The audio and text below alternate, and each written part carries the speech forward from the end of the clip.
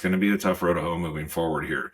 Good afternoon, everyone. Welcome back to the CommStock channel. I am Eric Relph with CommStock Investments. Going to take a little different approach here, give a short update to all of you. Most of our clientele and most of you watching this video are in the ag sector, certainly a lot of row crop farmers out there. And there have been some changes made to the crop insurance coverages and subsidies for the upcoming year. So I want to highlight some of those points and throw out a couple of things that you may not be aware of. Obviously, we're a risk management firm here at CommStock.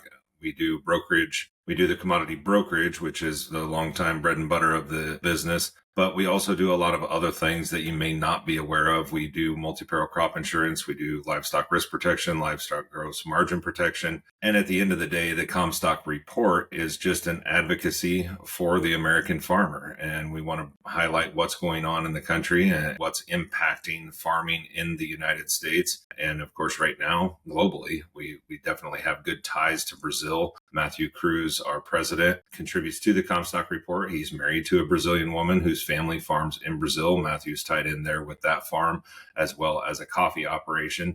So we try to bring a global perspective to the farming communities. And through the CommStock report, you can get a lot of valuable information. And right now, you can go to our website and get a free trial of the CommStock report for 30 days. See if it's something you want to try out and want to maybe subscribe to as well. It comes out twice a day, Monday through Friday. And then we have a Sunday pre-market report. Joe Camp, who you've probably seen on these videos, writes those Sunday reports and gives some valuable information leading into the open on Sunday nights for the ag sector as well. So throwing all of that out there before I go into the changes that are coming up for the 26 crop year. So I was in a training on August 21st, and the release from the RMA had come out the day before. So the information was a little green. They had to refine it and kind of go over some of those details. But the nuts and bolts of it are this. I already said, as a risk management firm, general advocate for the American farm, I felt it was important to get these updates out there. So part of the One Big Beautiful Bill Act was changes from the RMA that were released by the USDA on that August 20th.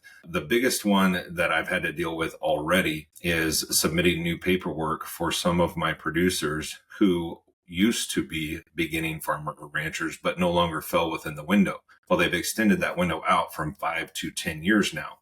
So I had several people that fell in that 7 to 8 or even 9-year period that we could just fill out a single form, very simple. And the way they've increased it is this. You get 15% subsidy for your first 2 crop years, 13% for the third year, 11% for the fourth year, and then a 10% subsidy for 5 to 10 years. So that's in addition to the already established government subsidies. So as a beginning farmer rancher, if you fall within that 5 to 10 year period, you can get an additional 10% subsidy for your multi-peril crop insurance. That turns out to be a big deal for a lot of operators. And so we definitely wanted to get that done.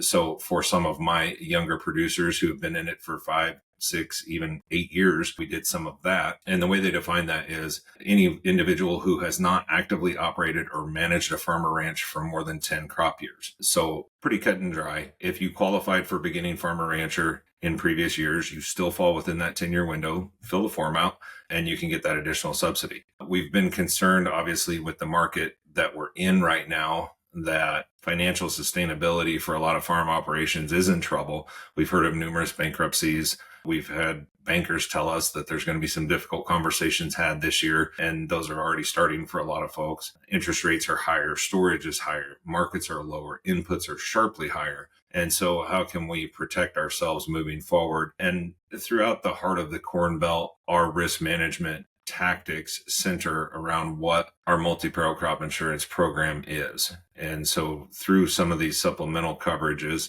not only the supplemental coverage option, but the enhanced coverage option, we've been able to increase the bottom line for a lot of producers in addition to the revenue protection programs that they already have in place.